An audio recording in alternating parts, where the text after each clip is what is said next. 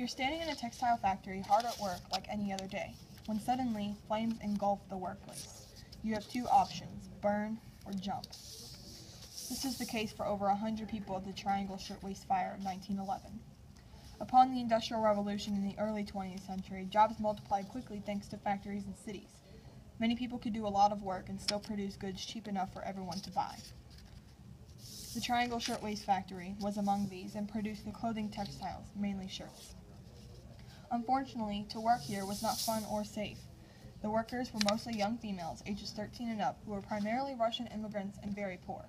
On top of the fact that they had girls in their early teens doing the work, the conditions, wages, and hours were terrible. The ladies worked from 7 a.m. to 8 p.m. every day.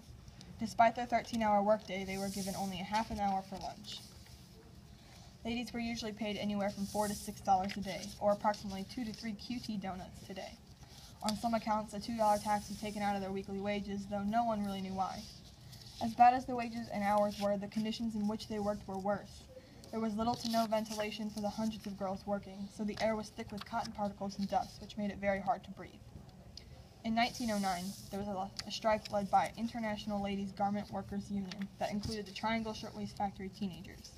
They were arguing for better pay and nicer conditions. As one may guess, neither were granted. Protesters would continue to strike off and on, but to no avail. On March 25, 1911, the workday was nearly two-thirds over, when suddenly a fire erupted on the 8th floor. Someone shouted, "Fire!" and the entire building was in mass chaos. In seconds, the fire was uncontrollable throughout the entire factory. The exits were locked to keep the protesters out and to keep workers in. Elevators were tried, but only one was of use and only held 12 people at a time.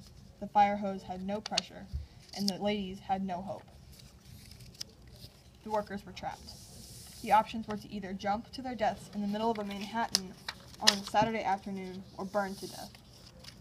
This fire only raged on for about 20 minutes until the factory had been destroyed.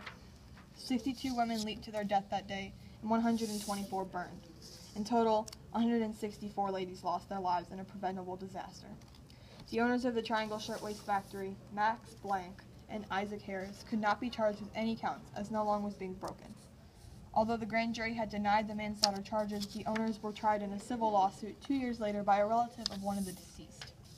The owners ended up having to pay a $75 fine for each of the ladies that died that day, which totals to nearly $11,000. The suit also gave America the safety regulations companies live by today and the workers' compensation program. Both officially were enacted in the Roosevelt administration. Although claimed to be the deadliest industrial disaster in Manhattan, the whole country benefited from this tragedy in ways that would help generations to come.